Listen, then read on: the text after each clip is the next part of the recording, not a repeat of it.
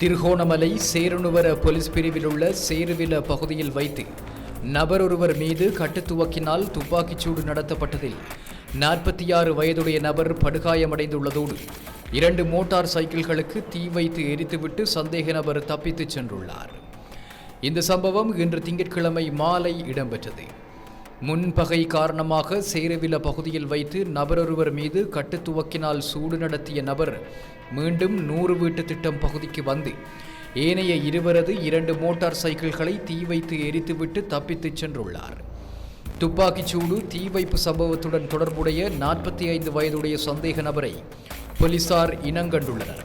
எனினும் அவர் தப்பித்துச் சென்றுள்ள நிலையில் சேருணுவர போலீசார் சந்தேக நபரை தேடி வலை விரித்துள்ளதுடன் விசாரணைகளையும் ஆரம்பித்துள்ளனர்.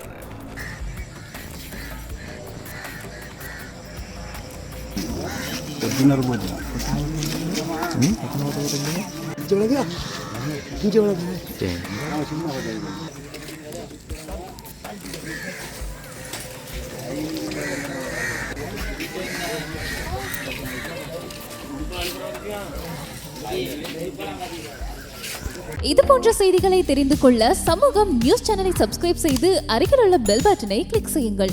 மேலும் இது போன்ற செய்திகளை உடனுக்குடன் தெரிந்து கொள்ள சமூகமீடியா.com என்ற இணையதளத்தின் வாயிலாகவும் எங்களுடன் இணைந்திருங்கள்.